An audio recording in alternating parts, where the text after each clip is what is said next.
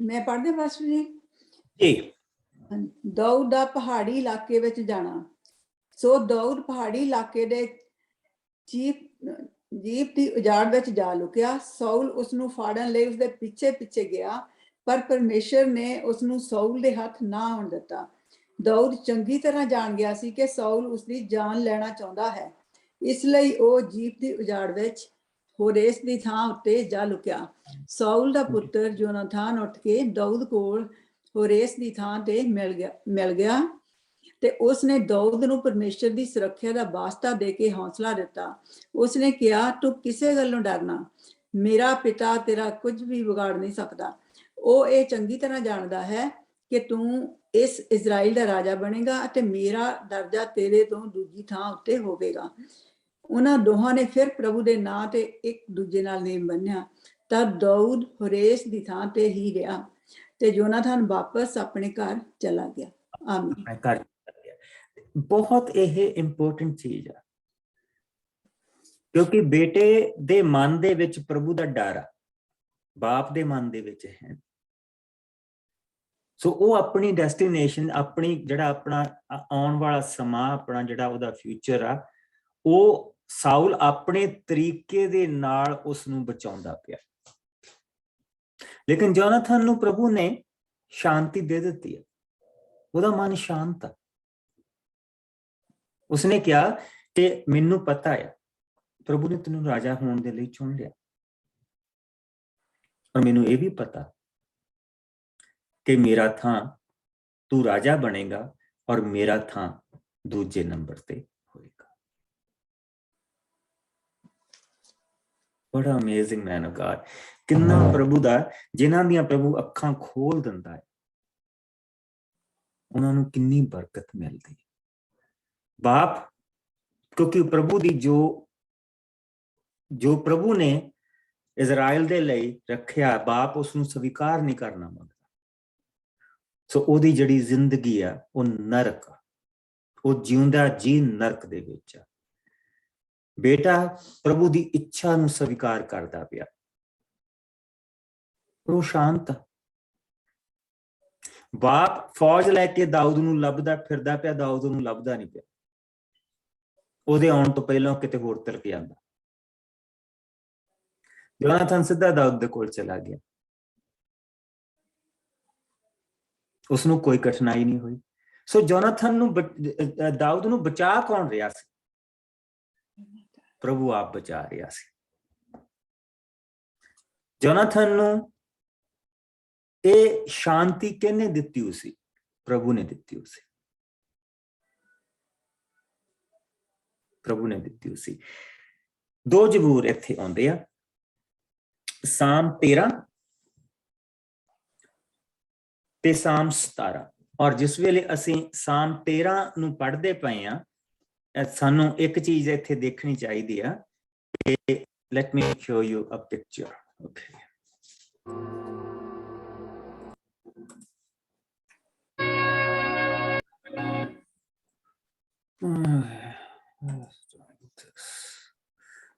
So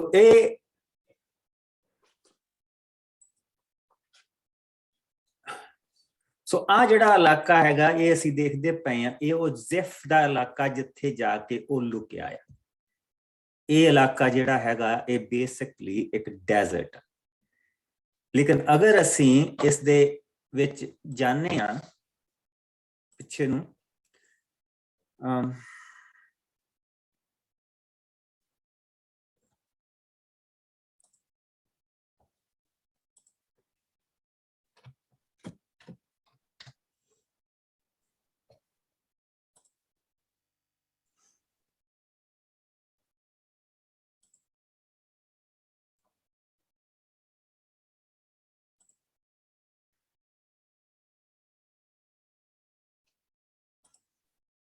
ਸੋ ਅਗਰ ਅਸੀਂ ਦੇਖਦੇ ਹਾਂ ਤਾਂ ਇਹ ਇਲਾਕਾ ਜਿਹੜਾ ਆ ਬੇਸਿਕਲੀ ਇਸ ਤਰ੍ਹਾਂ ਕਿਤੇ ਕਿਤੇ ਕੋਈ ਦਰਖਤ, ਝਾੜੀਆਂ, ਘਾਹ ਬੂਟੀ ਉੱਗੀ ਹੋਈ, ਨਹੀਂ ਤਾਂ ਇਹ ਸਾਰਾ ਇਸ ਤਰ੍ਹਾਂ ਦਾ ਪਹਾੜੀਆਂ ਦਾ ਇਲਾਕਾ ਜਿਸ ਦੇ ਵਿੱਚ ਪ੍ਰਭੂ ਦਾ ਬੰਦਾ ਤੁਰਿਆ ਫਿਰਦਾ। ਔਰ ਇਹ ਉਹਦਾ ਦੁੱਖ ਦਾ ਸਮਾਂ, ਬਹੁਤ ਦੁੱਖ ਦਾ ਸਮਾਂ ਉਹਦੇ ਉੱਤੇ ਇਸ ਵੇਲੇ। ਇਹਨਾਂ ਇਲਾਕਿਆਂ ਦੇ ਵਿੱਚ ਤੁਰਿਆ ਫਿਰਦਾ, ਖੱਡਾਂ ਕੇਵਸ ਦੇ ਵਿੱਚ, ਇਹਨਾਂ ਸੁਰੰਗਾਂ ਦੇ ਵਿੱਚ ਲੁਕਦਾ ਫਿਰਦਾ, ਇੱਥੇ ਹੀ ਸੌਂਦਾ, ਇੱਥੇ ਹੀ ਖਾਂਦਾ ਪੀਂਦਾ। ਔਰ ਜਿਹੜੇ ਬੰਦੇ 600 ਇਕੱਠੇ ਹੋਏ ਸੀ ਉਹਨਾਂ ਨੂੰ ਪਿੱਛੇ ਛੱਡ ਕੇ ਆ ਗਿਆ। ਇਸ ਵੇਲੇ ਬੇਸਿਕਲੀ ਉਹ ਇਕੱਲਾ ਹੈ ਔਰ ਸਾਊਲ ਉਹਦੇ ਪਿੱਛੇ ਲੱਗਾ। ਉਸਨੂੰ ਪਤਾ ਕਿ ਇੰਨੇ ਬੰਦੇ ਲੈ ਕੇ ਮੈਂ ਛੁਪ ਨਹੀਂ ਸਕਦਾ, ਸਾਊਲ ਸਿਰਫ ਮੇਰੇ ਪਿੱਛੇ ਪਿਆ ਆ, ਹੋਰ ਕਿਸੇ ਦੇ ਨਹੀਂ। ਸੋ ਇਹਨਾਂ ਪਹਾੜੀਆਂ ਦੇ ਵਿੱਚ ਵਿਚਾਰਾ ਲੁਕਦਾ ਫਿਰਦਾ।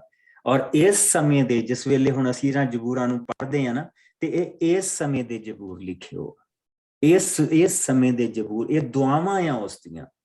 ਉਹਦਾ ਹਿਰਖ ਆ ਪਰਮੇਸ਼ਵਰ ਦੇ ਨਾਲ ਜਿਹੜਾ ਉਹ ਕਰਦਾ ਪਿਆ, ਔਰ ਪ੍ਰਭੂ ਉਸ ਦੇ ਹਿਰਖ ਨੂੰ ਸੁਣਦਾ ਪਿਆ ਹੈ। ਸੋ ਆਓ ਮੇਰੇ ਨਾਲ 13 ਔਰ 17 ਅਸੀਂ ਜ਼ਬੂਰ ਪਹਿਲਾਂ ਪੜਾਂਗੇ, ਜਿਸ ਨੂੰ ਮਿਲ ਜਾਣ ਛੋਟੇ ਛੋਟੇ ਜ਼ਬੂਰ। मैं पढ़ने पास्टर जी गो अहेड मेरी प्रार्थना। हे प्रभु, तू कदों तक मैनू भुलिया रहेगा? कि सदा तक? तू कदों तक अपने आप नू मेरे तो लुकाई रखेगा? मैं कदों तक अपने मन दीआं सोचां विच खुबिया रहांगा?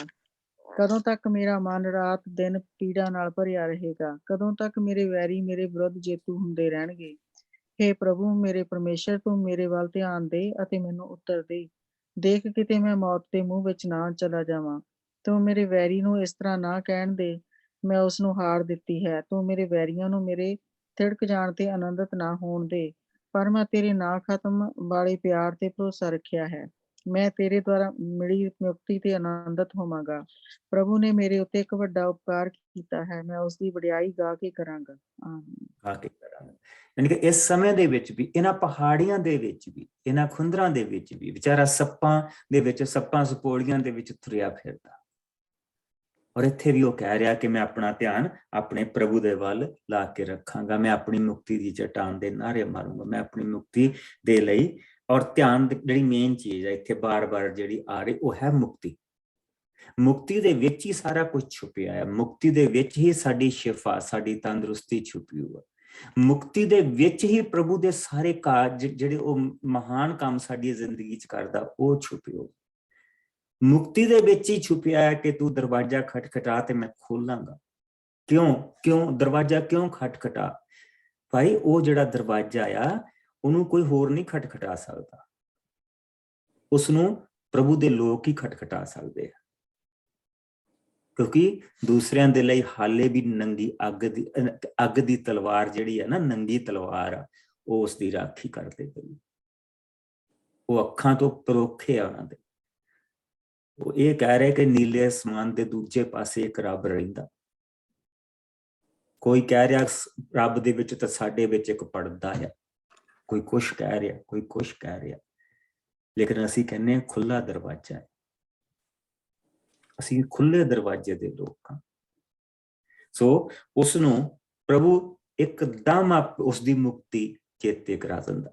ਪ੍ਰਭੂ ਦੀ ਮੁਕਤੀ ਦੇ ਵਿੱਚ ਹੀ ਦਾਊਦ ਨੇ ਰਾਜਾ ਬਣਨਾ, ਕਿਉਂਕਿ ਮੁਕਤੀ ਦਾਤਾ ਉਹਦੇ ਵਿੱਚੋਂ ਆਉਣਾ ਹੈ, ਉਹਦੇ ਲਹੂ ਤੋਂ ਮੁਕਤੀ ਦਾਤਾ ਪੈਦਾ ਹੋਣਾ।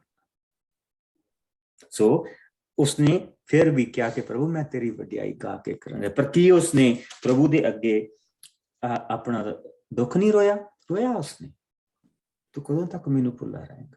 ਤੂੰ ਕਦੋਂ ਤੱਕ ਮੇਰੇ ਤੋਂ ਆਪਣੇ ਆਪ ਨੂੰ ਲੁਕਾਈ ਰੱਖੇਗਾ? ਹੁਣ ਅਸੀਂ ਆ ਗਏ 17ਵੇਂ ਜ਼ਬੂਰ ਤੇ।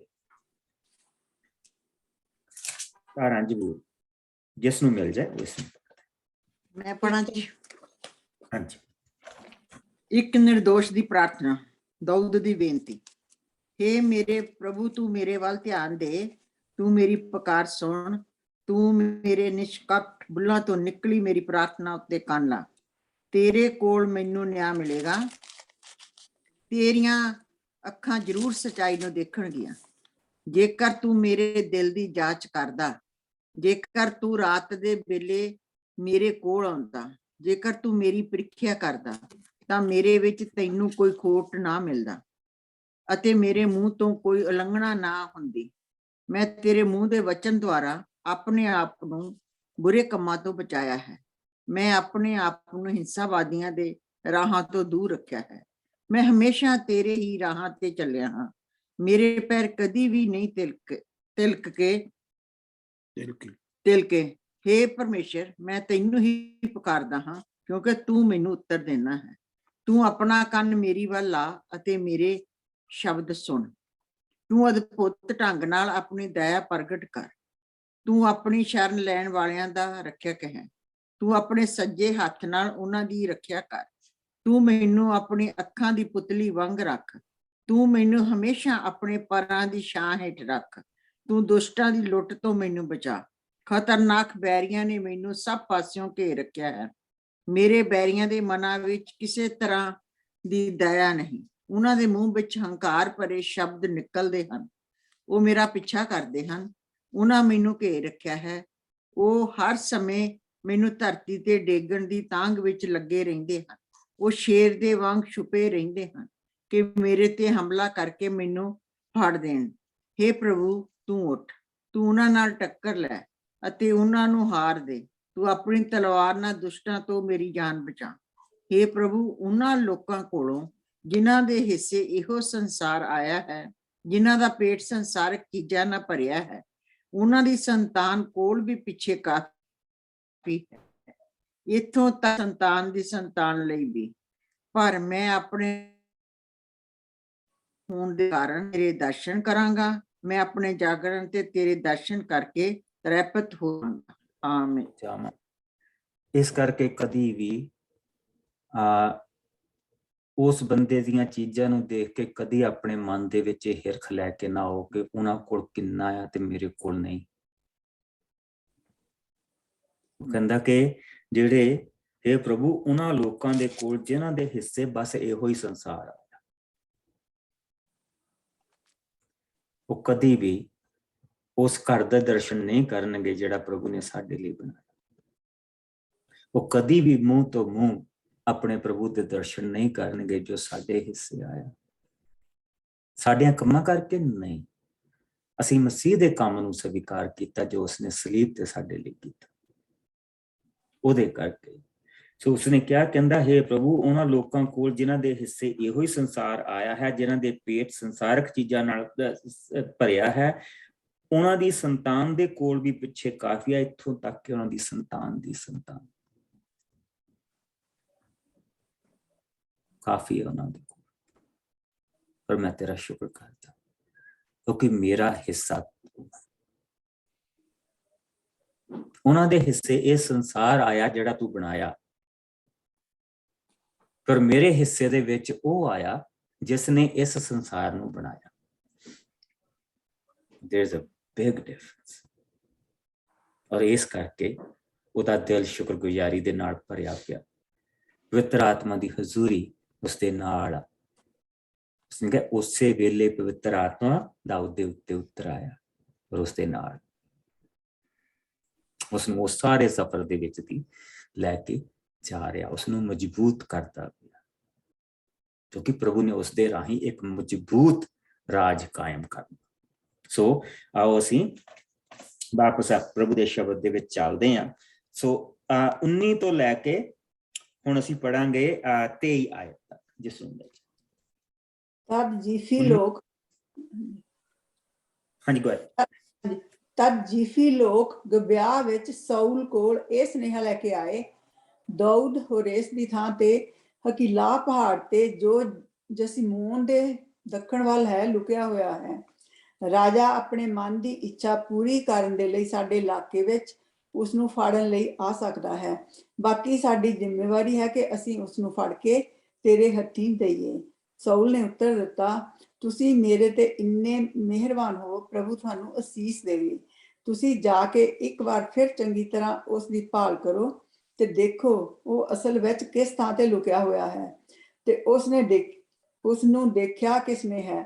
ਮੈਨੂੰ ਪਤਾ ਲੱਗਾ ਹੈ ਕਿ ਉਹ ਬਹੁਤ ਚਲਾਕ ਹੈ। ਤੁਸੀਂ ਹਰ ਲੁਕਣ ਵਾਲੀ ਥਾਂ ਦੇਖੋ ਤੇ ਵਾਪਸ ਆ ਕੇ ਮੈਨੂੰ ਠੀਕ ਸੂਚਨਾ ਦੇਵੋ, ਫਿਰ ਮੈਂ ਤੁਹਾਡੇ ਨਾਲ ਜਾਵਾਂਗਾ। ਜੇਕਰ ਉਹ ਅਜੇ ਵੀ ਉੱਥੇ ਹੈ ਤੇ ਉਸ ਦੀ ਖੋਜ ਕਰਾਂਗਾ। ਮੈਂ ਸਾਰਾ ਯਹੂਦਾ ਉਸ ਦੇ ਲਈ ਖੋਲਾਂਗਾ। ਸੋ ਅਸੀਂ ਹੁਣ ਇਹ ਦੇਖਦੇ ਪਏ ਹਾਂ ਕਿ ਜਿਹੜੇ ਜਿਫੀ ਉਸ ਵਿਰਾਨ ਦੇ ਇਲਾਕੇ ਦੇ ਭੇਡਾਂ ਬੱਕਰੀਆਂ ਚਾਰਨ ਵਾਲੇ ਲੋਕ, ਜਿਹੜੇ ਉੱਥੇ ਰਹਿੰਦੇ ਸੀਗੇ, ਉਹਨਾਂ ਨੇ ਆ ਕੇ ਸਾਊਲ ਨੂੰ ਦੱਸਿਆ ਕਿ ਇਹ ਉਹੀ ਇਲਾਕਾ ਆ ਜਿਹੜਾ ਸਾਦਮ ਤੇ ਗਮੋਰਾ ਦਾ ਇਲਾਕਾ ਹੈ, ਜਿਹੜਾ ਪ੍ਰਭੂ ਨੇ ਅੱਗ ਦੇ ਨਾਲ ਨਾਸ਼ ਕਰ ਦਿੱਤਾ ਸੀ। ਸੋ ਉਸ ਦੇ ਨਾਲ ਬਹੁਤ ਸਾਰਾ ਇਲਾਕਾ ਹੋਰ ਵੀ ਨਾਸ਼ ਹੋ ਗਿਆ ਸੀ। ਇਹ ਉਸ ਇਲਾਕੇ ਦਾ ਇਹ ਡੈਜ਼ਰਟ ਆ। ਸੋ ਉੱਥੇ ਹਾਲੇ ਵੀ ਥੋੜਾ ਜਿੱਥੇ ਪਾਣੀ, ਬਰਸਾਤ ਦਾ ਪਾਣੀ ਖੜਦਾ ਆ, ਉੱਥੇ ਘਾਹ ਵਗੈਰਾ ਉੱਗਿਆ ਹੁੰਦਾ ਸੀ। ਤੇ ਇਹ ਤੰਬੂਆਂ ਵਾਲੇ, ਜਿੱਦਾਂ ਤੰਬੂਆਂ ਵਾਲੇ ਲੋਕ ਸੀਗੇ, ਇਹ ਇੱਥੋਂ ਡੇਰਾ ਪੁੱਟਿਆ ਤੇ ਉੱਧਰ ਲਾ ਲਿਆ, ਜਿੱਥੇ ਜਿੱਥੇ ਘਾਹ ਪਾਣੀ ਦਿਸਿਆ ਉੱਥੇ ਜਾ ਕੇ ਡੇਰੇ ਲਾ ਲਿਆ। ਇਹਨਾਂ ਦਾ ਕੋਈ ਪੱਕਾ ਰਹਿਣ ਸਹਿਣ ਨਹੀਂ ਹੁੰਦਾ ਸੀ। ਸੋ ਉਹਨਾਂ ਨੇ ਆ ਕੇ ਦੱਸਿਆ ਕਿ ਦਾਊਦ ਲੁਕਿਆ ਇਨਾਮ ਦੇ ਲਈ। ਦਾਊਦ ਉੱਥੇ ਲੁਕਿਆ, ਉਹਨਾਂ ਨੇ ਸਾਰਾ ਕੁਝ ਦੱਸਤਾ ਕਿ ਦੱਖਣ ਵਾਲੇ ਪਾਸੇ ਨੂੰ ਪਹਾੜੀਆਂ ਦੇ ਵਿੱਚ ਉਹ ਲੁਕਿਆ ਆ, ਔਰ ਤੂੰ ਜਾ ਕੇ ਉਸਨੂੰ ਫੜ ਸਕਦਾ। ਲੇਕਿਨ ਸਾਊਲ ਨੇ ਦੇਖੋ ਕਿੰਨੀ ਚਲਾਕੀ ਆ, ਕਿੰਨੀ ਉਹਦੀ ਗੱਲ ਦੇ ਵਿੱਚ ਇੱਥੇ ਤੁਸੀਂ ਕਪਟ ਉਸਦਾ ਦੇਖ ਸਕਦੇ। ਉਹਨਾਂ ਨੂੰ ਬਰਕਤ ਦੇ ਰਿਹਾ, ਬਰਕਤ ਤੇਰੇ ਕੋਲ ਹੋਵੇ ਤਾਂ ਤੂੰ ਬਰਕਤ ਦੇਵੇਂ, ਉਹਨਾਂ ਨੂੰ ਲੱਗੇ। ਔਰ ਉਹਨਾਂ ਨੂੰ ਬਰਕਤ ਦੇ ਰਿਹਾ ਕਿ ਤੁਸੀਂ ਜਾਓ ਔਰ ਤੁਸੀਂ ਜਾ ਕੇ ਉਸਨੂੰ ਲੱਭੋ, ਉਹ ਬਹੁਤ ਚਲਾਕ। ਸੋ ਉਸਨੂੰ ਧਿਆਨ ਦੇ ਨਾਲ ਦੇਖੋ ਕਿੱਥੇ ਲੁਕਿਆ ਤੇ ਫਿਰ ਮੈਂ ਉਸਨੂੰ ਫੜ ਲਵਾਂਗਾ। ਦਾਊਦ ਨੂੰ ਇਸ ਚੀਜ਼ ਦਾ ਪਤਾ ਲੱਗ ਗਿਆ।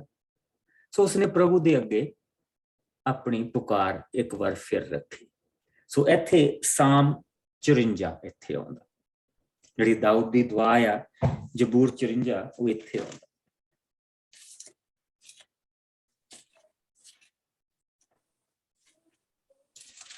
मैं पढ़ती हूँ पास्टर जी।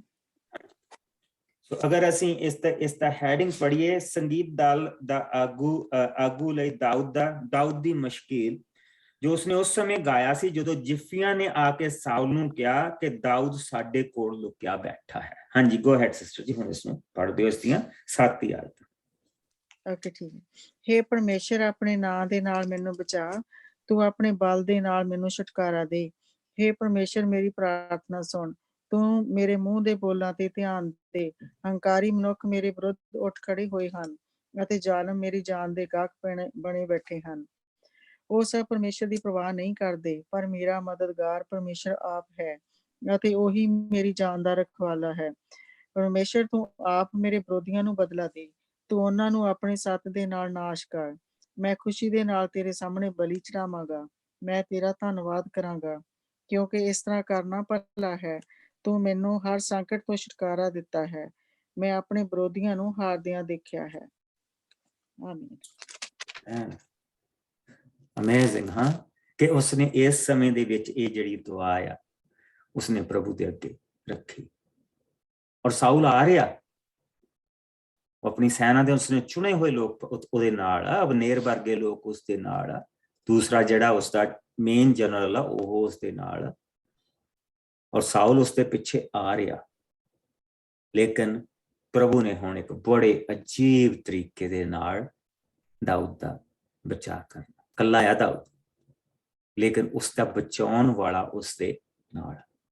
ਔਰ ਇਹੋ ਹੀ ਸਾਨੂੰ ਯਾਦ ਰੱਖਣਾ ਚਾਹੀਦਾ ਕਿ ਜਿੰਨੇ ਮਰਜ਼ੀ ਪਾਣੀ ਚੜ ਜਾਣ, ਸਾਡਾ ਬਚਾਉਣ ਵਾਲਾ ਸਾਡੇ ਨਾਲ। ਸੋ ਆਓ ਅਸੀਂ ਦੇਖੀਏ ਬਾਕੀ 24 ਤੋਂ ਲੈ ਕੇ ਹੁਣ ਕੋਈ ਜਾਣਾ ਇਸ ਨੂੰ ਖਤਮ ਕਰਦੇ। ਇਸ ਲਈ ਜੀਫੀ ਲੋਕ ਉੱਠ ਕੇ ਉਸ ਦੇ ਅੱਗੇ ਚਲੇ ਗਏ। ਦਾਊਦ ਨੇ ਉਸ ਵੇਲੇ ਮਿਓਨ ਦੀ ਉਜਾੜ ਵਿੱਚ ਜਸ਼ਮੋਨ ਦੇ ਦੱਖਣ ਵੱਲ ਇੱਕ ਮੈਦਾਨ ਵਿੱਚ ਡੇਰੇ ਲਾਏ ਹੋਏ ਸੀ। ਤਦ ਸਾਊਲ ਅਤੇ ਉਸਦੇ ਆਦਮੀ ਵੀ ਦਾਊਦ ਨੂੰ ਲੱਭਣ ਗਏ। ਉਸ ਨੂੰ ਉਸ ਵੇਲੇ ਪਤਾ ਲੱਗਾ ਕਿ ਦਾਊਦ ਚਟਾਨੀ ਇਲਾਕੇ ਵਿੱਚ ਮਿਓਨ ਦੀ ਉਜਾੜ ਵਿੱਚ ਰਹਿ ਰਿਹਾ ਹੈ। ਸੋ ਸਾਊਲ ਮਿਓਨ ਦੀ ਉਜਾੜ ਵਿੱਚ ਦਾਊਦ ਦੇ ਪਿੱਛੇ ਗਿਆ। ਸਾਊਲ ਆਪਣੇ ਲੋਕਾਂ ਨਾਲ ਪਹਾੜ ਦੇ ਇੱਕ ਪਾਸੇ ਸੀ ਤੇ ਦਾਊਦ ਤੇ ਉਸਦੇ ਆਦਮੀ ਦੂਜੇ ਪਾਸੇ। ਦਾਊਦ ਕਾਹਲੀ ਕਰ ਰਿਹਾ ਸੀ ਕਿਉਂਕਿ ਸਾਊਲ ਆਪਣੇ ਆਦਮੀਆਂ ਨਾਲ ਉਸਨੂੰ ਉਸਦੇ ਆਦਮੀਆਂ ਸਣੇ ਘੇਰਨ ਦੀ ਕੋਸ਼ਿਸ਼ ਕਰ ਰਿਹਾ ਸੀ। ਪਰ ਉਸ ਵੇਲੇ ਇੱਕ ਸੰਦੇਸ਼ਵਾਹਕ ਸਾਊਲ ਕੋਲ ਆਇਆ ਤੇ ਬੋਲਿਆ, ਤੁਰੰਤ ਵਾਪਸ ਆਓ ਕਿਉਂਕਿ ਫਿਲਿਸਤੀਆਂ ਨੇ ਹੱਲਾ ਬੋਲ ਦਿੱਤਾ ਹੈ। ਇਹ ਸੰਦੇਸ਼ ਸੁਣ ਕੇ ਸਾਊਲ ਦਾਊਦ ਦਾ ਪਿੱਛਾ ਛੱਡ ਕੇ ਫਿਲਿਸਤੀਆਂ ਨਾਲ ਲੜਨ ਚਲਾ ਗਿਆ। ਇਸ ਕਾਰਨ ਉਸ ਪਹਾੜ ਦਾ ਨਾਮ ਬਚਾਓ ਦੀ ਚਟਾਨ ਪੈ ਗਿਆ। ਦਾਊਦ ਉੱਥੋਂ ਹਟ ਕੇ ਐਨ ਗਦੀ ਦੇ ਇਲਾਕੇ ਵਿੱਚ ਜਾ ਕੇ ਚਟਾਨੀ ਥਾਵਾਂ ਵਿੱਚ ਰਹਿਣ ਲੱਗਾ। ਸੋ ਹੁਣ ਉਸਦੇ ਜਿਹੜੇ ਨਾਲ ਦੇ ਬੰਦੇ ਆ ਉਹ ਵੀ ਉਸਦੇ ਨਾਲ ਆ ਰਲੇ, ਕਿਉਂਕਿ ਸਾਊਲ ਉਹਨਾਂ ਇਲਾਕਿਆਂ ਦੇ ਵਿੱਚ ਫਿਰਦਾ ਪਿਆ ਹੈ। ਉਹ ਉਸਨੇ ਕਿਹਾ ਸੀ, ਜਿਫੀਆਂ ਨੂੰ ਕਿਹਾ ਸੀ ਕਿ ਮੈਂ ਸਾਰੇ ਯਹੂਦਾ ਦੇ ਇਲਾਕੇ ਦੇ ਵਿੱਚ ਉਸਨੂੰ ਫਰੋਲਾਂਗਾ। ਸੋ ਹੁਣ ਉਹ ਜਿਹੜੇ ਲੋਕ ਜਿਹੜੇ ਦਾਊਦ ਦੇ ਨਾਲ ਆ ਉਹ ਡਰੇ ਆ। ਉਹ ਸਾਰੇ ਹੁਣ ਦਾਊਦ ਦੇ ਨਾਲ ਉਹਨਾਂ ਉਸੇ ਇਲਾਕੇ ਦੇ ਵਿੱਚ, ਉਜਾੜ ਦੇ ਇਲਾਕੇ ਦੇ ਵਿੱਚ ਆ ਗਏ। ਸੋ ਪਹਾੜ ਦੇ ਇੱਕ ਪਾਸੇ ਜਿਹੜਾ ਮੈਓਨ ਦਾ ਪਹਾੜ ਆ, ਉਹਦੇ ਇੱਕ ਪਾਸੇ ਸਾਊਲ ਜਾ ਰਿਹਾ ਔਰ ਦੂਜੇ ਪਾਸੇ ਦਾਊਦ, ਦੋਨਾਂ ਦੇ ਗੱਬੇ ਪਹਾੜ। ਔਰ ਪ੍ਰਭੂ ਨੇ ਇੱਕ ਕੰਮ ਕੀਤਾ, ਉਸਨੇ ਜਿਹੜੇ ਫਿਲਿਸਤੀ ਸੀਗੇ ਉਹਨਾਂ ਦੇ ਕੋਲੋਂ ਹੱਲਾ ਬੁਲਾ ਦਿੱਤਾ। ਜਿਸ ਵੇਲੇ ਅਸੀਂ ਦੇਖਦੇ ਹਾਂ ਕਿ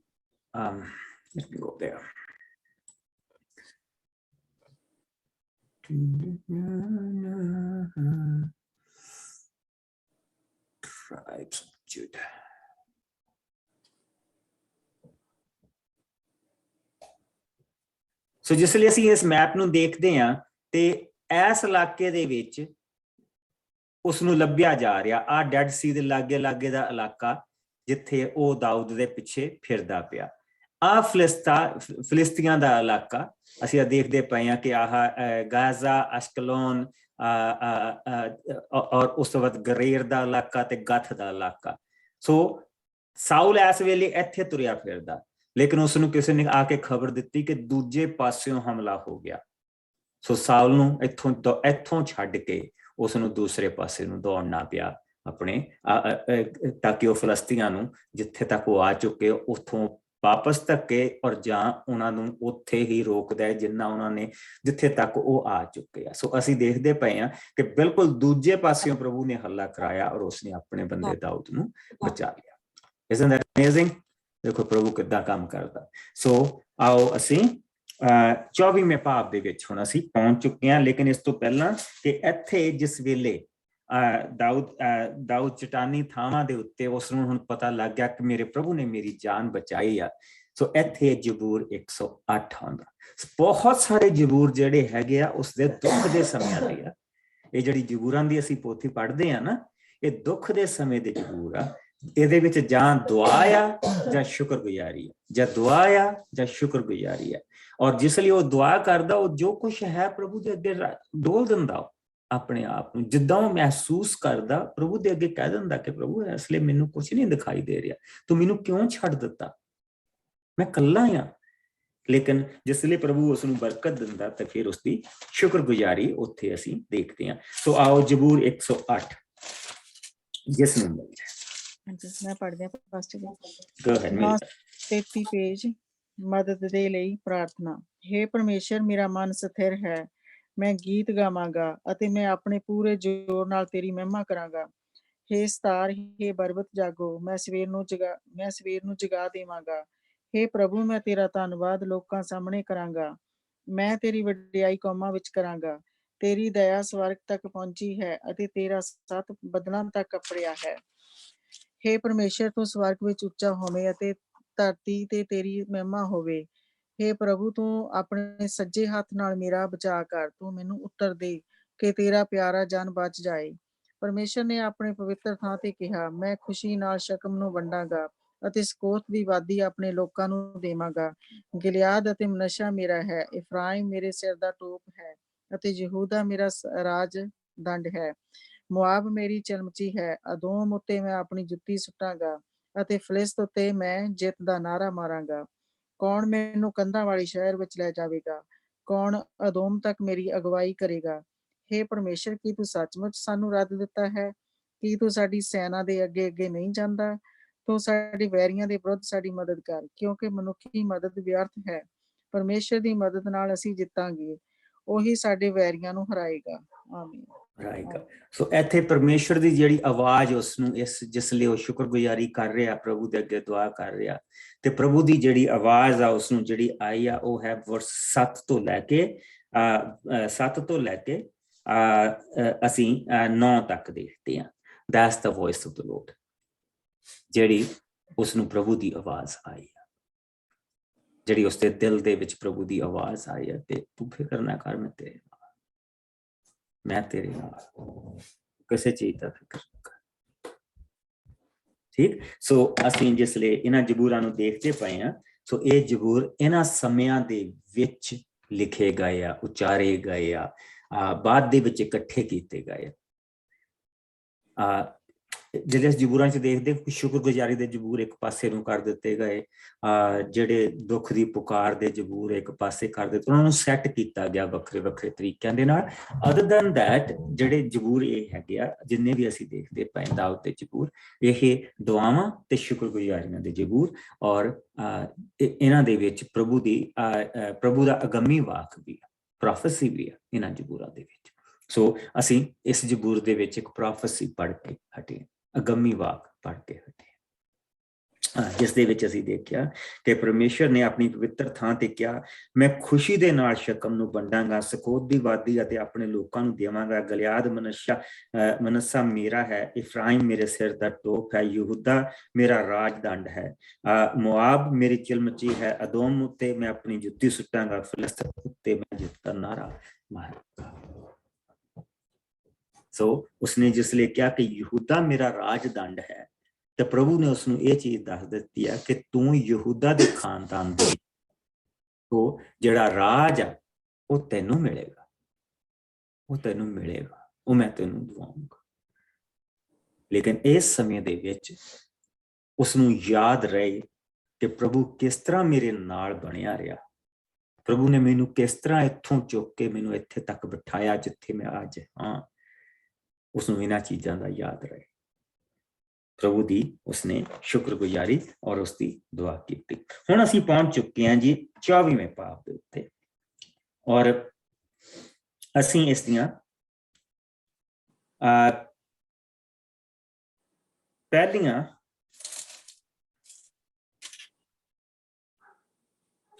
ਅਸੀਂ ਅੱਧ ਚ ਵੰਡ ਲੈਂਦੇ ਹਾਂ ਬਾਈ। ਅਸੀਂ ਪਹਿਲਾਂ ਇਸ ਦੀਆਂ ਪੜ੍ਹਦੇ ਹੈਗੇ ਹਾਂ ਜੀ 15 ਆਇਤ, ਪਹਿਲੀਆਂ 15 ਆਇਤ ਜਿਸ ਨੂੰ ਦਾਊਦ ਦਾ ਸਾਊਲ ਦੀ ਜਾਨ ਨਾ ਲੈਣਾ। ਸਾਊਲ ਜਦੋਂ ਫਿਲਿਸਤੀਆਂ ਨਾਲ ਲੜਨ ਦੇ ਪਿੱਛੋਂ ਵਾਪਸ ਆਇਆ ਤਾਂ ਉਸਨੂੰ ਪਤਾ ਲੱਗਾ ਕਿ ਦਾਊਦ ਐਨ ਗਦੀ ਦੀ ਉਜਾੜ ਵਿੱਚ ਹੈ। ਸੋ ਸਾਊਲ ਨੇ ਚੋਣਵੇਂ 3000 ਇਜ਼ਰਾਈਲੀ ਆਦਮੀਆਂ ਨੂੰ ਨਾਲ ਲਿਆ ਅਤੇ ਉਹ ਜੰਗਲੀ ਬੱਕਰੀ ਨਾਂ ਦੀ ਚਟਾਨ ਵੱਲ ਦਾਊਦ ਨੂੰ ਲੱਭਣ ਗਿਆ। ਉਸਦੇ ਆਦਮੀ ਉਸਦੇ ਅੱਗੇ ਅੱਗੇ ਸਨ।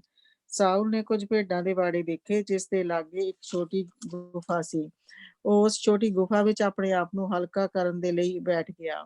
ਉਸ ਵੇਲੇ ਉਸ ਗੁਫਾ ਦੀਆਂ ਨੁੱਕਰਾਂ ਵਿੱਚ ਦਾਊਦ ਆਪਣੇ ਆਦਮੀਆਂ ਨਾਲ ਬੈਠਾ ਹੋਇਆ ਸੀ।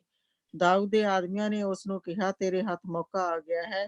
ਪ੍ਰਭੂ ਨੇ ਆਪਣੇ ਕਹੇ ਅਨੁਸਾਰ ਤੇਰੇ ਵੈਰੀ ਨੂੰ ਤੇਰੇ ਹੱਥੀਂ ਸੌਂਪ ਦਿੱਤਾ ਹੈ। ਇਸ ਵੇਲੇ ਜੇ ਤੂੰ ਚਾਹੇ ਤਾਂ ਉਸ ਨਾਲ ਜੋ ਤੂੰ ਚਾਹੇ ਉਸ ਨਾਲ ਕਰ ਸਕਦਾ ਹੈ। ਸੋ ਦਾਊਦ ਨੇ ਮਲਕੜੇ ਜਿਹੇ ਖਿਸਕ ਕੇ ਸਾਊਲ ਦੇ ਕੱਪੜੇ ਦਾ ਪੱਲਾ ਕੱਟ ਲਿਆ। ਪਰ ਪਿੱਛੋਂ ਦਾਊਦ ਦੇ ਦਿਲ ਵਿੱਚ ਦੁੱਖ ਹੋਣ ਲੱਗਾ ਕਿ ਉਸਨੇ ਸਾਊਲ ਦੇ ਕੱਪੜੇ ਦਾ ਪੱਲਾ ਕੱਟਿਆ ਹੈ। ਸੋ ਉਸਨੇ ਆਪਣੇ ਆਦਮੀਆਂ ਨੂੰ ਕਿਹਾ, ਪ੍ਰਭੂ ਮੇਰੇ ਤੋਂ ਮੇਰੇ ਮਾਲਕ ਦੇ ਵਿਰੁੱਧ ਭੈੜਾ ਕੰਮ ਨਾ ਕਰਵਾਏ ਕਿ ਮੈਂ ਪ੍ਰਭੂ ਦੇ ਅਭਿਸ਼ੇਕਰ ਦੇ ਵਿਰੁੱਧ ਆਪਣਾ ਹੱਥ ਚੁੱਕਾਂ। ਮੈਂ ਇਹ ਜਾਣਦੇ ਹੋਏ ਕਿ ਉਹ ਪ੍ਰਭੂ ਦਾ ਅਭਿਸ਼ੇਕ ਕੀਤਾ ਹੋਇਆ ਹੈ, ਉਸ ਨਾਲ ਇਹ ਭੈੜਾ ਕੰਮ ਨਹੀਂ ਕਰਾਂਗਾ।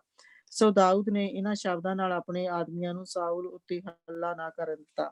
ਤਦ ਸਾਊਲ ਗੁਫਾ ਵਿੱਚੋਂ ਉੱਠ ਕੇ ਚਲਾ ਗਿਆ। ਦਾਊਦ ਵੀ ਸਾਊਲ ਦੇ ਪਿੱਛੇ ਪਿੱਛੇ ਗਿਆ ਅਤੇ ਉਸਨੂੰ ਕਿਹਾ, ਮਹਾਰਾਜ। ਸਾਊਲ ਨੇ ਪਿੱਛਾ ਮੁੜ ਕੇ ਦੇਖਿਆ ਤਾਂ ਦਾਊਦ ਨੇ ਸਿਰ ਨੀਵਾਂ ਕਰਕੇ ਉਸਨੂੰ ਪ੍ਰਣਾਮ ਕੀਤਾ ਅਤੇ ਕਿਹਾ, ਤੁਸੀਂ ਲੋਕਾਂ ਦੀਆਂ ਗੱਲਾਂ ਕਿਉਂ ਸੁਣਦੇ ਹੋ ਕਿ ਮੈਂ ਤੁਹਾਨੂੰ ਨੁਕਸਾਨ ਕਰਨ ਦੀ ਕੋਸ਼ਿਸ਼ ਕਰ ਰਿਹਾ ਹਾਂ। ਤੁਸੀਂ ਇਸ ਸਮੇਂ ਆਪ ਦੇਖ ਸਕਦੇ ਹੋ ਕਿ ਗੁਫਾ ਦੇ ਅੰਦਰ ਕਿਸ ਤਰ੍ਹਾਂ ਪ੍ਰਭੂ ਨੇ ਤੁਹਾਨੂੰ ਮੇਰੇ ਹੱਥੀਂ ਸੌਂਪ ਦਿੱਤਾ ਸੀ। ਮੇਰੇ ਕੁਝ ਆਦਮੀਆਂ ਨੇ ਤੁਹਾਨੂੰ ਮਾਰਨ ਦੇ ਲਈ ਕਿਹਾ ਵੀ, ਪਰ ਮੈਂ ਇਹ ਕਹਿ ਕੇ ਤੁਹਾਡੇ ਤੇ ਹੱਥ ਨਾ ਚੁੱਕਿਆ। ਮੈਂ ਆਪਣੇ ਮਾਲਕ ਦੇ ਉੱਤੇ ਹੱਥ ਨਹੀਂ ਚੁੱਕਾਂਗਾ ਕਿਉਂਕਿ ਉਹ ਪ੍ਰਭੂ ਦਾ ਅਭਿਸ਼ੇਕਤ ਹੈ। ਹੇ ਮੇਰੇ ਪਿਤਾ, ਦੇਖ ਮੇਰੇ ਹੱਥ ਵਿੱਚ ਤੁਹਾਡੇ ਕੱਪੜੇ ਦਾ ਇਹ ਟੋਟਾ ਹੈ ਜੋ ਮੈਂ ਉਸ ਸਮੇਂ ਕੱਟਿਆ ਜਦੋਂ ਕਿ ਮੈਂ ਤੁਹਾਨੂੰ ਮਾਰ ਸਕਦਾ ਸਾਂ, ਪਰ ਇਹ ਭੈੜਾ ਕੰਮ ਮੈਂ ਨਾ ਕੀਤਾ। ਇਸ ਤੋਂ ਤੁਸੀਂ ਜਾਣ ਸਕਦੇ ਹੋ ਕਿ ਇਹ ਸਭ ਝੂਠ ਹੈ ਕਿ ਮੈਂ ਤੁਹਾਡੇ ਵਿਰੁੱਧ ਹੋ ਕੇ ਤੁਹਾਡਾ ਨੁਕਸਾਨ ਕਰਨਾ ਚਾਹੁੰਦਾ ਹਾਂ। ਮੈਂ ਤੁਹਾਡੇ ਵਿਰੁੱਧ ਪਾਪ ਨਹੀਂ ਕੀਤਾ। ਬੇਸ਼ੱਕ ਤੁਸੀਂ ਮੇਰੀ ਭਾਲ ਮੈਨੂੰ ਮਾਰਨ ਦੇ ਲਈ ਕਰ ਰਹੇ ਹੋ। ਇੱਥੇ ਤੱਕ ਹੀ ਪੜ੍ਹਨਾ ਸੀ। ਹਾਂਜੀ, ਤੁਸੀਂ ਕਿੰਨੀਆਂ ਆਇਤਾਂ ਪੜ੍ਹੀਆਂ ਸਿਸਟਰ ਜੀ? ਕਰ ਰਹੇ ਹੋ ਤੁਸੀਂ 11 ਆਇਤਾਂ ਪੜ੍ਹੀਆਂ। Good, that's fine. ਸੋ ਅਸੀਂ ਕੀ ਦੇਖਦੇ ਪਏ ਹਾਂ? ਅਸੀਂ ਜਿਹੜੀ ਮੇਨ ਚੀਜ਼ ਇੱਥੇ ਦੇਖਦੇ ਪਏ ਹਾਂ ਉਹ ਇਹ ਦੇਖਦੇ ਪਏ ਹਾਂ ਕਿ ਸਾਊਲ ਨੂੰ ਪ੍ਰਭੂ ਨੇ ਦਾਊਦ ਦੇ ਹੱਥਾਂ ਦੇ ਵਿੱਚ ਉਸਨੇ ਸੁੱਟ ਦਿੱਤਾ ਔਰ ਹਰ ਪਾਸਿਓਂ ਸਿਰਫ ਦਾਊਦ ਦੇ ਬੰਦੇ ਉਹਦੇ ਘੇਰੇ ਦੇ ਵਿੱਚ ਔਰ ਉਹ ਇੱਕ ਉਹਦੇ ਤੇ ਹਥਿਆਰ ਜਿਹੜਾ ਚੱਲਣਾ ਬਸ ਜ਼ਰੂਰਤ ਸੀ। that said he was finished। ਪਰ ਦਾਊਦ ਨੇ ਕਿਹਾ ਨਹੀਂ, ਇਹਨੂੰ ਪ੍ਰਭੂ ਨੇ ਰਾਜਾ ਹੋਣ ਦੇ ਵਿੱਚ, ਇਹਦੇ ਉੱਤੇ ਉਸਨੇ ਆਪਣਾ ਤੇਲ ਡੋਲਿਆ, ਅਭਿਸ਼ੇਕ ਕਰਤਾ ਹੈ, ਮੈਂ ਤੇ ਹੱਥ ਨਹੀਂ ਚੁੱਕੂੰਗਾ। प्रभु ने जिस मौत मारी उस मौत मारी, पर मेरे हथों नहीं मरेगा और ना मेरे आदमियों की मौत हथों मरेगा। अब जिस वेले वो बैठा है, क्योंकि उधरों फिलिस्तियां दे नाल लड़ के आया, उधर सारा मामला ठीक करके आया, वापस दाऊद नूं लभदा होया, हुण वापस फिर दौड़ आया इधर नूं, थक्का आया, बुढ़ा भी आ थक्का आया। जिसले उसने अंदर आया तो उसने उसका जिहड़ा पल्ला सी को कट लिया, थोड़ा जिहा कपड़ा कट लिया।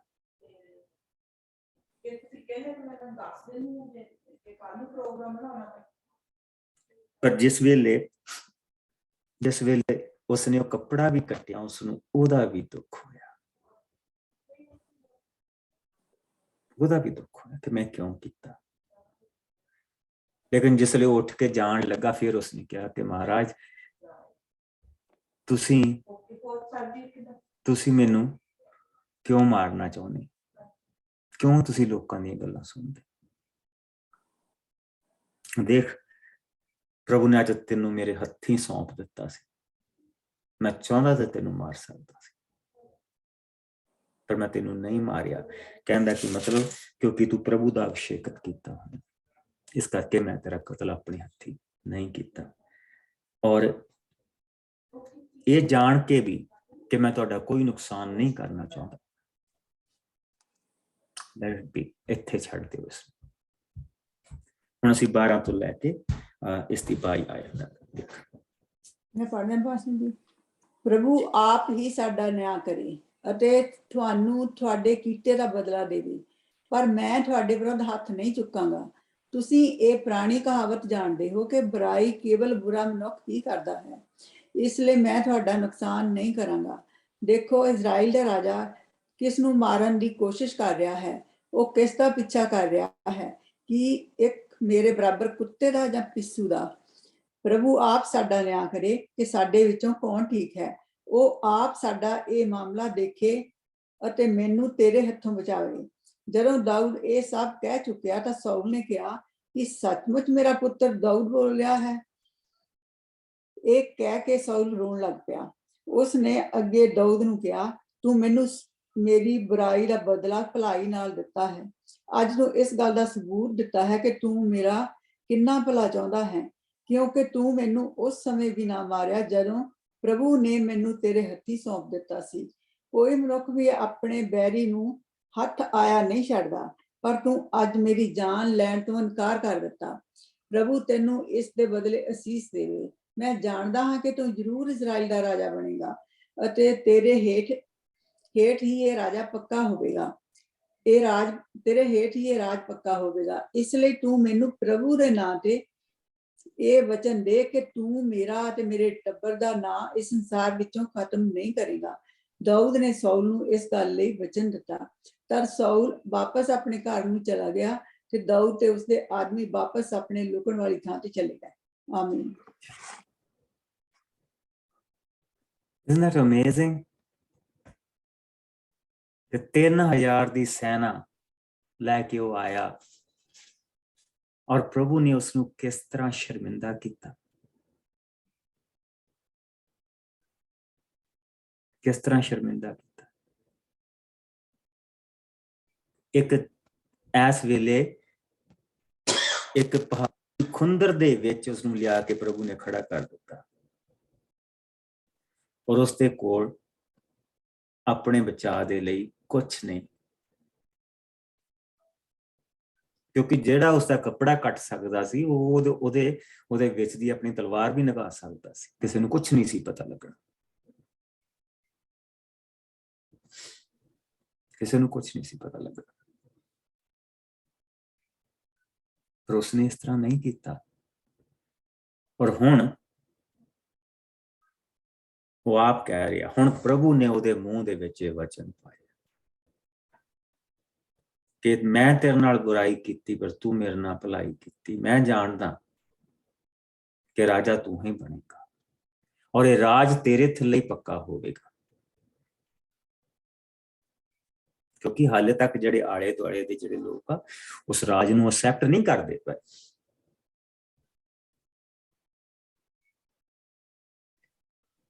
ਮੈਨੂੰ ਪਤਾ ਕਿ ਇਹ ਰਾਜ ਤੇਰੇ ਥੱਲੇ ਹੀ ਪੱਕਾ ਹੋਵੇਗਾ,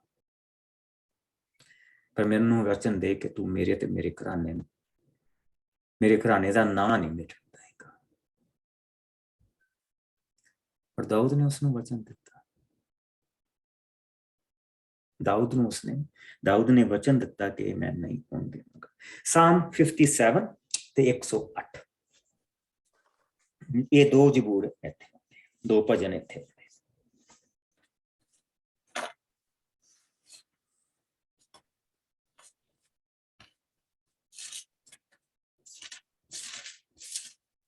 जी 878 पेज ते 57 ਸੰਗੀਤ ਦਲ ਦੇ ਆਗੂ ਲਈ ਤਲ ਤਾਸ਼ਹਤ ਰਾਗ ਦੇ ਗਾਉਣ ਲਈ ਦਾਊਦ ਦਾ ਮਿਕਤਾਮ ਜੋ ਉਸਨੇ ਸਾਊਲ ਅੱਗਿਓਂ ਭੱਜ ਕੇ ਇੱਕ ਗੁਹਾ ਵਿੱਚ ਗਾਇਆ ਸੀ। ਹੇ ਪਰਮੇਸ਼ਰ ਮੇਰੇ ਤੇ ਦਇਆ ਕਰ, ਤੂੰ ਮੇਰੇ ਤੇ ਦਇਆ ਕਰ, ਕਿਉਂਕਿ ਮੈਂ ਤੇਰੀ ਸ਼ਰਨ ਵਿੱਚ ਆਇਆ ਹਾਂ। ਜਦੋਂ ਤੱਕ ਨਾਸ਼ ਦਾ ਝੱਖੜ ਲੰਘ ਨਾ ਜਾਵੇ ਮੈਂ ਤੇਰੇ ਖੰਭਾਂ ਦੀ ਛਾਂ ਹੇਠ ਹੀ ਟਿਕਿਆ ਰਹਾਂਗਾ। ਮੈਂ ਪਰਮ ਪ੍ਰਧਾਨ ਪਰਮੇਸ਼ਰ ਨੂੰ ਪੁਕਾਰਦਾ ਹਾਂ, ਉਹ ਆਪਣੀ ਹਰ ਇੱਛਾ ਮੇਰੇ ਲਈ ਪੂਰੀ ਕਰਦਾ ਹੈ। ਜਦੋਂ ਮੇਰੇ ਸਤਾਉਣ ਵਾਲੇ ਮੇਰੇ ਤੇ ਹੱਲਾ ਬੋਲਣਗੇ ਤਾਂ ਪਰਮੇਸ਼ਰ ਸਵਰਗ ਤੋਂ ਮੇਰਾ ਬਚਾਅ ਕਰੇਗਾ। ਹਾਂ, ਪਰਮੇਸ਼ਰ ਆਪਣੀ ਦਇਆ ਅਤੇ ਪਿਆਰ ਮੇਰੇ ਤੇ ਪ੍ਰਗਟ ਕਰੇਗਾ। ਮੈਂ ਪਾੜ ਖਾਣ ਵਾਲੇ ਸ਼ੇਰਾਂ ਦੇ ਵਿਚਕਾਰ ਹਾਂ, ਮੈਂ ਭੜਕਦੀ ਅੱਗ ਵਿੱਚ ਰਹਿੰਦਾ ਹਾਂ। ਮੇਰੇ ਵਿਰੋਧੀਆਂ ਦੇ ਦੰਦ ਤੇਜ਼ ਵਰਸ਼ੀਆਂ ਅਤੇ ਤੀਰਾਂ ਦੇ ਵਾਂਗ ਹਨ ਅਤੇ ਉਹਨਾਂ ਦੀ ਜੀਭ ਤੇਜ਼ ਤਲਵਾਰ ਦੇ ਵਾਂਗ। ਹੇ ਪਰਮੇਸ਼ਰ, ਆਕਾਸ਼ ਤੇਰੀ ਮਹਾਨਤਾ ਪ੍ਰਗਟ ਕਰਨ ਅਤੇ ਸਭ ਧਰਤੀ ਤੇ ਤੇਰੀ ਮਹਿਮਾ ਹੋਵੇ। ਮੇਰੇ ਵੈਰੀਆਂ ਨੇ ਮੇਰੇ ਲਈ ਇੱਕ ਜਾਲ ਵਿਛਾਇਆ ਹੈ, ਮੈਂ ਝੁਕ ਗਿਆ। ਉਹਨਾਂ ਮੇਰੇ ਲਈ ਇੱਕ ਟੋਇਆ ਪੁੱਟਿਆ ਪਰ ਉਹ ਆਪ ਹੀ ਉਸ ਵਿੱਚ ਡਿੱਗ ਪਏ। ਹੇ ਪਰਮੇਸ਼ਰ, ਮੇਰਾ ਮਨ ਸਥਿਰ ਹੈ। ਹਾਂ, ਮੇਰਾ ਮਨ ਸਥਿਰ ਹੈ, ਮੈਂ ਗੀਤ ਗਾਵਾਂਗਾ। ਹਾਂ, ਮੈਂ ਤੇਰੀ ਵਡਿਆਈ ਕਰਾਂਗਾ। ਹੇ ਮੇਰੇ ਪ੍ਰਾਣ ਜਾਗ, ਮੇਰੀ ਸਤਾਰ ਤੇ ਬਰਬਤ ਵੀ ਜਾਗ ਉੱਠੇ। ਮੈਂ ਅੰਮ੍ਰਿਤ ਵੇਲੇ ਉੱਠਾਂਗਾ। ਹੇ ਪ੍ਰਭੂ, ਮੈਂ ਲੋਕਾਂ ਦੇ ਵਿੱਚ ਤੇਰੇ ਧੰਨਵਾਦ ਦੇ ਗੀਤ ਗਾਵਾਂਗਾ। ਮੈਂ ਆਪਣੇ ਕੌਮਾਂ ਸਾਹਮਣੇ ਤੇਰੀ ਵਡਿਆਈ ਕਰਾਂਗਾ। ਤੇਰੀ ਦਇਆ ਆਕਾਸ਼ਾਂ ਤੱਕ ਪਹੁੰਚੀ ਹੈ ਅਤੇ ਤੇਰਾ ਸੱਚ ਬੱਦਲਾਂ ਤੱਕ ਪਹੁੰਚਿਆ ਹੈ। ਹੇ ਪਰਮੇਸ਼ਰ, ਤੇਰੀ ਮਹਾਨਤਾ ਨੂੰ ਪ੍ਰਗਟ ਕਰ ਅਤੇ ਸਭ ਧਰਤੀ ਤੇ ਤੇਰੀ ਮਹਿਮਾ ਹੋਵੇ। ਆਮੀਨ। ਮੈਂ ਮਜ਼ਬੂਤ ਮੇਰਾ ਦਿਲ ਹੈ, ਸ਼ੌਕਤ ਦੇ ਨਾਲ ਗਾਵਾਂ। ਸਾਮ 108 ਨਹੀਂ ਸੌਰੀ ਸਾਮ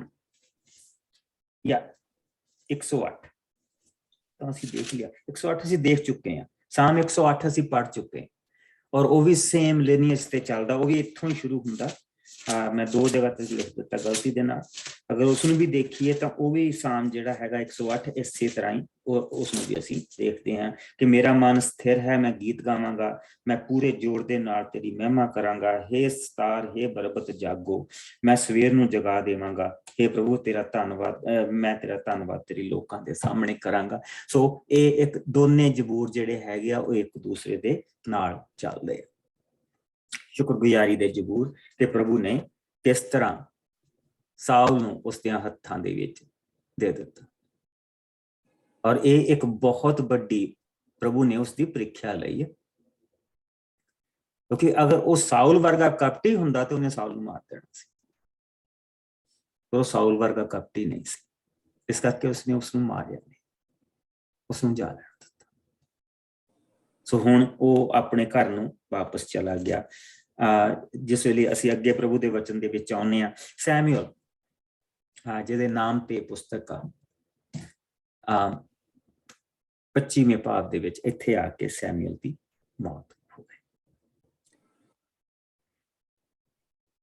ਔਰ ਸੈਮੂਅਲ ਮਰ ਗਿਆ ਤਾਂ ਸਭ ਇਸਰਾਏਲੀਆਂ ਨੇ ਰਾਮਾ ਵਿੱਚ ਇਕੱਠੇ ਹੋ ਕੇ ਉਸਦੇ ਲਈ ਸੋਗ ਕੀਤਾ। ਉਹਨਾਂ ਨੇ ਉਸਨੂੰ ਰਾਮਾ ਦੇ ਉਸਦੇ ਘਰ ਦੇ ਵਿੱਚ ਹੀ ਦਫਨਾ ਦਿੱਤਾ। So that is the end of Samuel. ਕੱਲ ਨੂੰ ਮੈਂ ਤੁਹਾਨੂੰ ਸਾਲ ਲਿਖਾਉਂਗਾ ਕਿ ਕਿੱਥੇ ਕਿੱਥੇ ਕਿਹੜੀ ਚੀਜ਼ ਹੋਈ। ਸੋ ਆਓ ਹੁਣ ਅੱਗੇ ਐਬੀਗੇਲ ਦੀ ਕਹਾਣੀ ਚੱਲਦੀ ਪਈ ਹੈ। ਹੁਣ ਪ੍ਰਭੂ ਨੇ ਆਹਿਸਤਾ ਆਹਿਸਤਾ ਦਾਊਦ ਨੂੰ ਹੁਣ ਮਜ਼ਬੂਤ ਕਰਨਾ ਸ਼ੁਰੂ ਕਰਨਾ। ਸੋ ਹੁਣ ਉਹਦੇ ਮਜ਼ਬੂਤੀ ਦੇ ਦਿਨ ਸ਼ੁਰੂ ਹੋਣ ਲੱਗੇ। ਸੋ ਆਓ ਇਸ ਨੂੰ ਅਸੀਂ ਇਸ ਦੀਆਂ ਪਹਿਲੀਆਂ 8 ਆਇਤਾਂ ਦੇਖਦੇ ਹਾਂ, ਜਿਸ ਨੂੰ ਦਾਊਦ ਅਤੇ ਅਬੀਗੈਲ। ਇਸ ਦੇ ਪਿੱਛੋਂ ਦਾਊਦ ਉੱਠ ਕੇ ਪ੍ਰਾਨ ਦੀ ਉਜਾੜ ਵੱਲ ਚਲਾ ਗਿਆ। ਉੱਥੇ ਮਿਊਨ ਨਗਰ ਵਿੱਚ ਇੱਕ ਧਨੀ ਮਨੁੱਖ ਸੀ ਜਿਸ ਕੋਲ 3000 ਭੇਡਾਂ ਤੇ 1000 ਬੱਕਰੀਆਂ ਸਨ, ਪਰ ਉਸਦਾ ਸਾਰਾ ਕਾਰੋਬਾਰ ਕਰਮਲ ਵਿੱਚ ਸੀ, ਜਿੱਥੇ ਉਹ ਆਪਣੀਆਂ ਭੇਡਾਂ ਦੀ ਉੱਨ ਕਤਰ ਰਿਹਾ ਸੀ। ਉਹ ਮਨੁੱਖ ਕਲੇਬ ਦੇ ਵੰਸ਼ ਵਿੱਚੋਂ ਸੀ ਤੇ ਉਸਦਾ ਨਾਂ ਨਵਾਲ ਸੀ ਤੇ ਉਸਦੀ ਪਤਨੀ ਦਾ ਨਾਂ ਐਬੀਗੈਲ ਸੀ, ਜੋ ਸੁੰਦਰ ਅਤੇ ਸਮਝਦਾਰ ਔਰਤ ਸੀ, ਪਰ ਉਹ ਆਪ ਸੁਭਾਅ ਦਾ ਬੜਾ ਖਰਾਬ ਤੇ ਖੋਟਾ ਸੀ। ਦਾਊਦ ਨੇ ਉਜਾੜ ਵਿੱਚ ਰਹਿੰਦਿਆਂ ਹੋਇਆਂ ਨਵਾਲ ਦੇ ਬਾਰੇ ਸੁਣਿਆ ਕਿ ਉਹ ਆਪਣੀਆਂ ਭੇਡਾਂ ਦੀ ਉੱਨ ਕਤਰ ਰਿਹਾ ਹੈ। ਸੋ ਉਸਨੇ ਆਪਣੇ 10 ਆਦਮੀ ਇਹ ਕਹਿ ਕੇ ਘੱਲੇ, ਤੁਸੀਂ ਕਰਮਲ ਵਿੱਚ ਜਾ ਕੇ ਨਵਾਲ ਨੂੰ ਮੇਰੇ ਵੱਲੋਂ ਸੁੱਖ ਸਾਂਦ ਪੁੱਛੋ। ਤੁਸੀਂ ਉਸ ਨੂੰ ਕਹਿਣਾ, ਦਾਊਦ ਵੱਲੋਂ ਤੈਨੂੰ, ਤੇਰੇ ਟੱਬਰ ਤੇ ਤੇਰੇ ਸਭ ਲੋਕਾਂ ਜੋ ਤੇਰੇ ਨਾਲ ਹਨ ਸ਼ਾਂਤੀ ਮਿਲੇ। ਮੈਨੂੰ ਪਤਾ ਲੱਗਾ ਕਿ ਤੂੰ ਆਪਣੀਆਂ ਭੇਡਾਂ ਦੀ ਉੱਨ ਕਤਰ ਰਿਹਾ ਹੈ। ਤੇਰੇ ਚਰਵਾਹੇ ਸਾਡੇ ਨਾਲ ਕਰਮਲ ਪਹਾੜ ਉੱਤੇ ਰਹੇ ਹਨ ਤੇ ਅਸੀਂ ਉਹਨਾਂ ਨੂੰ ਕਿਸੇ ਤਰ੍ਹਾਂ ਦਾ ਨੁਕਸਾਨ ਨਹੀਂ ਪਹੁੰਚਾਇਆ ਤੇ ਨਾ ਉਹਨਾਂ ਦਾ ਉੱਥੇ ਕੁਝ ਚੋਰੀ ਹੋਇਆ ਹੈ। ਤੂੰ ਇਸ ਬਾਰੇ ਆਪਣੇ ਨੌਕਰਾਂ ਕੋਲੋਂ ਪੁੱਛ ਸਕਦਾ ਹੈ। ਇਸ ਲਈ ਤੇਰੀ ਕਿਰਪਾ ਦ੍ਰਿਸ਼ਟੀ ਮੇਰੇ ਜਵਾਨਾਂ ਤੇ ਹੋਵੇ। ਅਸੀਂ ਤਿਉਹਾਰ ਮਨਾਉਣਾ ਚਾਹੁੰਦੇ ਹਾਂ, ਇਸ ਲਈ ਜੋ ਕੁਝ ਤੂੰ ਇਹਨਾਂ ਨੂੰ ਆਪਣੇ ਪੁੱਤਰ ਦਾਊਦ ਨੂੰ ਦੇ ਸਕਦਾ ਹੈ ਦੇ। ਆਮੀਨ। ਸੋ ਹੁਣ ਉਹ ਕਲੇਬ ਦੇ ਇਲਾਕੇ ਦੇ ਵਿੱਚ ਪਹੁੰਚਾ ਹੈ, ਜਿਹੜਾ ਪ੍ਰਭੂ ਨੇ ਕਲੇਬ ਨੂੰ ਦਿੱਤਾ ਸੀ। ਔਰ ਉਸ ਇਲਾਕੇ ਦੇ ਵਿੱਚੋਂ ਨਬਾਲ ਨਾਂ ਦਾ ਇੱਕ ਆਦਮੀ, ਬੜਾ ਅਮੀਰ ਆਦਮੀ ਆ ਔਰ ਪ੍ਰਦੋਸ਼ਤ ਆ ਉਹ ਵੀ। ਔਰ ਉਸਨੂੰ ਦਾਊਦ ਨੇ ਕਿਹਾ ਕਿ ਦੇਖ ਭਈ ਅਸੀਂ ਤੇਰੀਆਂ ਭੇਡਾਂ ਦੀ ਰਾਖੀ ਕਰਦੇ ਰਹੇ ਹਾਂ, ਅਸੀਂ ਤੇਰੇ ਨਾਲ ਹਮੇਸ਼ਾ ਰਹੇ ਹਾਂ, ਕਦੀ ਤੇਰੀ ਚੋਰੀ ਨਹੀਂ ਕੀਤੀ, ਪਰ ਹੁਣ ਤੂੰ ਇਸ ਵੇਲੇ ਤੂੰ ਆਪਣੀਆਂ ਭੇਡਾਂ ਨੂੰ ਦੀ ਉੱਨ ਕੱਟਦਾ ਪਿਆ ਆ ਔਰ ਸਾਨੂੰ ਜ਼ਰੂਰਤ ਆ। ਅਗਰ ਤੂੰ ਸਾਨੂੰ ਕੁਝ ਖਾਣ ਦੇ ਲਈ ਦੇ ਸਕਦਾ ਤੇ ਸਾਨੂੰ ਦੇ। ਔਰ ਉਹ ਬਣਦਾ ਵੀ ਸੀਗਾ, ਪਰ ਉਸਨੂੰ ਇਹ ਸੀਗਾ ਕਿ ਸਾਊਲ ਨੇ ਫੜ ਕੇ ਇਹਨੂੰ ਮਾਰ ਦੇਣਾ, ਮੈਂ ਕਿਹੜਾ ਇਹਨੂੰ ਕੁਛ ਸ਼ੋਅ ਕਰਦਾ, ਮੈਨੂੰ ਇਹਨੂੰ ਕੁਛ ਦੇਣ ਦੀ ਜ਼ਰੂਰਤ ਨਹੀਂ। ਸੋ ਅਸੀਂ ਆਓ ਅਸੀਂ 9 ਆਇਤ ਤੋਂ ਲੈ ਕੇ ਅਸੀਂ ਇਸ ਨੂੰ 17 ਆਇਤ ਤੱਕ ਦੇਖਦੇ ਹਾਂ। ਸੋ ਦਾਊਦ ਦੇ ਜਵਾਨਾਂ ਨੇ ਨਵਾਲ ਕੋਲ ਜਾ ਕੇ ਦਾਊਦ ਦਾ ਸੰਦੇਸ਼ ਉਸ ਨੂੰ ਦਿੱਤਾ ਅਤੇ ਉਹ ਉਸ ਦੇ ਉੱਤਰ ਦੀ ਉਡੀਕ ਕਰਨ ਲੱਗੇ। ਪਰ ਨਵਾਲ ਨੇ ਅੰਤ ਵਿੱਚ ਉਹਨਾਂ ਜਵਾਨਾਂ ਨੂੰ ਉੱਤਰ ਦਿੱਤਾ, ਇਹ ਦਾਊਦ ਜੱਸੀ ਦਾ ਪੁੱਤਰ ਕੌਣ ਹੈ? ਮੈਂ ਉਸ ਦੇ ਬਾਰੇ ਕੁਝ ਨਹੀਂ ਜਾਣਦਾ ਹਾਂ। ਅੱਜ ਕੱਲ੍ਹ ਸਾਡਾ ਦੇਸ਼ ਬਹੁਤ ਸਾਰੇ ਇਹੋ ਜਿਹੇ ਗੁਲਾਮਾਂ ਨਾਲ ਭਰਿਆ ਪਿਆ ਹੈ ਜੋ ਆਪਣੇ ਮਾਲਕਾਂ ਕੋਲੋਂ ਭਗੌੜੇ ਹੋ ਚੁੱਕੇ ਹਨ। ਕੀ ਮੈਂ ਆਪਣਾ ਭੋਜਨ, ਪਾਣੀ ਤੇ ਮਾਸ ਜੋ ਮੈਂ ਆਪਣੇ ਉੱਨ ਕਤਰਨ ਵਾਲਿਆਂ ਲਈ ਬਣਾਇਆ ਹੈ, ਇਹੋ ਜਿਹੇ ਕਿਸੇ ਆਦਮੀ ਨੂੰ ਦੇਵਾਂ ਜਿਸ ਨੂੰ ਮੈਂ ਜਾਣਦਾ ਤੱਕ ਨਹੀਂ ਹਾਂ? ਤਦ ਦਾਊਦ ਦੇ ਜਵਾਨਾਂ ਨੇ ਵਾਪਸ ਆ ਕੇ ਨਵਾਲ ਨੇ ਜੋ ਕੁਝ ਉਹਨਾਂ ਨੂੰ ਕਿਹਾ ਸੀ ਸਭ ਉਸ ਨੂੰ ਦੱਸਿਆ। ਸੋ ਦਾਊਦ ਨੇ ਤੁਰੰਤ ਆਪਣੇ 400 ਆਦਮੀਆਂ ਨੂੰ ਤਲਵਾਰਾਂ ਕੱਸਣ ਦੇ ਲਈ ਕਿਹਾ। ਉਸ ਨੇ ਆਪਣੀ ਤਲਵਾਰ ਵੀ ਕੱਸ ਲਈ। ਉਸ ਨੇ 200 ਆਦਮੀ ਆਪਣੇ ਸਮਾਨ ਕੋਲ ਹੀ ਰਹਿਣ ਦਿੱਤੇ। ਪਰ ਨਵਾਲ ਦੇ ਕਿਸੇ ਨੌਕਰ ਨੇ ਜਾ ਕੇ ਉਸਦੀ ਪਤਨੀ ਐਬੀਗੈਲ ਨੂੰ ਦੱਸਿਆ, ਕੀ ਤੁਹਾਨੂੰ ਪਤਾ ਲੱਗਾ ਹੈ ਦਾਊਦ ਨੇ ਆਪਣੇ ਕੁਝ ਜਵਾਨ ਸਾਡੇ ਮਾਲਕ ਕੋਲ ਉਸ ਦੀ ਸੁੱਖ ਸਾਂਦ ਪੁੱਛਣ ਲਈ ਘੱਲੇ ਹਨ, ਪਰ ਸਾਡੇ ਮਾਲਕ ਨੇ ਉਹਨਾਂ ਦਾ ਅਪਮਾਨ ਕਰਕੇ ਵਾਪਸ ਘੱਲਿਆ ਹੈ। ਪਰ ਦੂਜੇ ਪਾਸੇ ਉਹਨਾਂ ਸਾਡੇ ਨਾਲ ਉਸ ਸਮੇਂ ਬਹੁਤ ਚੰਗਾ ਵਰਤਾਓ ਕੀਤਾ ਸੀ ਜਦੋਂ ਅਸੀਂ ਉਹਨਾਂ ਦੇ ਨਾਲ ਰਹਿੰਦੇ ਸਾਂ। ਉਹਨਾਂ ਨਾਲ ਰਹਿੰਦਿਆਂ ਕਦੀ ਸਾਡਾ ਇੱਕ ਨਵੇਂ ਪੈਸੇ ਦਾ ਨੁਕਸਾਨ ਨਹੀਂ ਹੋਇਆ ਸੀ। ਉਹਨਾਂ ਨੇ ਸਾਡੇ ਇੱਜੜਾਂ ਦੀ ਰਾਤ ਦਿਨ ਰਖਵਾਲੀ ਕੀਤੀ ਜਿੰਨਾ ਚਿਰ ਅਸੀਂ ਉਹਨਾਂ ਦੇ ਨਾਲ ਰਹੇ। ਕਿਰਪਾ ਕਰਕੇ ਤੁਸੀਂ ਇਸ ਮਾਮਲੇ ਬਾਰੇ ਕੁਝ ਸੋਚੋ, ਨਹੀਂ ਤਾਂ ਸਾਡੇ ਮਾਲਕ ਤੇ ਉਸਦੇ ਸਾਰੇ ਟੱਬਰ ਦਾ ਬੁਰਾ ਹੋਵੇਗਾ। ਸਾਡਾ ਮਾਲਕ ਇੰਨੇ ਭੈੜੇ ਸੁਭਾਅ ਦਾ ਹੈ ਕਿ ਉਹ ਹੋਰ ਕਿਸੇ ਦੀ ਨਹੀਂ ਸੁਣੇਗਾ। ਆਮੀਨ। ਸੁਣੇਗਾ। ਸੋ ਉਹਨਾਂ ਨੇ ਈਵਨ ਜਿਹੜੇ ਉਹਦੇ ਨੌਕਰ ਆ, ਕਿਉਂਕਿ ਹੁਣ ਉੱਥੇ ਚੋਰ ਪੈਂਦੇ ਸੀ, ਫਲਸਤੀ ਪੈਂਦੇ ਸੀਗੇ, ਮੁਆਬੀ ਪੈਂਦੇ ਸੀਗੇ, ਆ ਕੇ ਭੇਡਾਂ ਚੋਰੀ ਕਰਕੇ ਲੈ ਜਾਂਦੇ ਸੀਗੇ। ਭੇਡ ਉੱਨ ਕਤਰਨ ਤੋਂ ਸਮੇਂ ਪਹਿਲਾਂ ਉਹਨਾਂ ਨੇ ਭੇਡਾਂ ਚੋਰੀ ਕਰਕੇ ਲੈ ਜਾਣੀਆਂ, ਔਰ ਬਹੁਤ ਬਹੁਤ ਨੁਕਸਾਨ ਹੁੰਦਾ ਸੀ, ਜਾਨ ਦਾ ਨੁਕਸਾਨ ਹੁੰਦਾ ਸੀ। ਜਿਹੜੇ ਵਿਚਾਰੇ ਕੰਮ ਕਰਦੇ ਉਹਨਾਂ ਦੀਆਂ ਜਾਨਾਂ ਦਾ ਨੁਕਸਾਨ ਹੁੰਦਾ ਸੀ। ਸੋ ਉਹਨਾਂ ਨੇ ਆ ਕੇ ਕਿਹਾ ਕਿ ਦੇਖ, ਇਹ ਉਹਨਾਂ ਨੇ ਸਾਡੇ ਨਾਲ ਕਦੀ ਬੁਰਾਈ ਨਹੀਂ ਕੀਤੀ ਪਰ ਭਲਾਈ ਕੀਤੀ ਹੈ, ਔਰ ਇਹ ਉਹਨਾਂ ਦਾ ਬਣਦਾ ਆ। ਉਹਨਾਂ ਨੇ ਦਿਨ ਰਾਤ ਸਾਡੀਆਂ ਭੇਡਾਂ ਦੀ ਰਾਖੀ ਕੀਤੀ ਹੈ, ਔਰ ਸਾਡਾ ਕਦੀ ਇੱਕ ਪੈਸੇ ਦਾ ਨੁਕਸਾਨ ਨਹੀਂ ਕੀਤਾ। ਤੇ ਤੂੰ ਜਾ ਕੇ ਨਬਾਲ ਦੇ ਨਾਲ ਗੱਲ ਕਰ। ਸਾਨੂੰ ਪਤਾ ਕਿ ਉਹ ਬਹੁਤ ਭੈੜੇ ਸੁਭਾਅ ਦਾ ਆਦਮੀ ਆ ਨਬਾਲ। ਭੈੜਾ ਨਹੀਂ, ਕਪਟੀ ਸੁਭਾਅ ਜਿਸ ਨੂੰ ਕਿਹਾ ਜਾਂਦਾ ਉਹ। ਔਰ ਤੂੰ ਉਸ ਦੇ ਨਾਲ ਜਾ ਕੇ ਗੱਲ ਕਰ, ਤੂੰ ਇਸ ਮੈਟਰ ਨੂੰ ਠੀਕ ਕਰ। ਔਰ ਜਦ ਐਬੀਗੇਲ ਨੇ ਇਹ ਸਾਰੀਆਂ ਚੀਜ਼ਾਂ ਸੁਣੀਆਂ ਤੇ ਆਓ ਅਸੀਂ ਇਸ ਨੂੰ ਆਪਾਂ ਕੱਲ ਤੋਂ ਇੱਥੋਂ ਸ਼ੁਰੂ ਕਰਾਂਗੇ।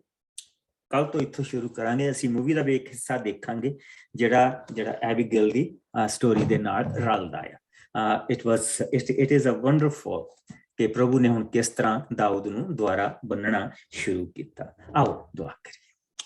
ਪਿਆਰੇ ਪ੍ਰਭੂ, ਮੈਂ ਤੇਰਾ ਬਹੁਤ ਸ਼ੁਕਰ ਕਰਦਾ, ਤੇਰੀ ਦਇਆ, ਤੇਰੇ ਰਹਿਮ, ਤੇਰੇ ਪਿਆਰ ਦੇ ਲਈ। ਅਸੀਂ ਤੇਰਾ ਸ਼ੁਕਰ ਕਰਦੇ ਹਾਂ ਖੁਦਾਵੰਦ ਕਿ ਕਿਸ ਤਰ੍ਹਾਂ ਔਖੇ ਸਮਿਆਂ ਦੇ ਵਿੱਚ ਵੀ ਪ੍ਰਭੂ ਜੀ ਦਾਊਦ ਨੇ ਦਇਆ ਦਿਖਾਈ। ਸਿਰਫ ਉਸਨੇ ਜਿੱਥੇ ਵੀ ਗਿਆ ਪ੍ਰਭੂ ਜੀ, ਉਸਨੇ ਹਰ ਜਗ੍ਹਾ ਦੇ ਉੱਤੇ ਤੇਰੀ ਚੁਣੀ ਹੋਈ ਕੌਮ ਨੂੰ ਬਰਕਤ ਦਿੱਤੀ, ਕਿਉਂਕਿ ਭਲਾ ਉਸਦੇ ਅੰਦਰ ਵਸਦਾ ਸੀ, ਉਸਨੇ ਭਲਾਈ ਕੀਤੀ।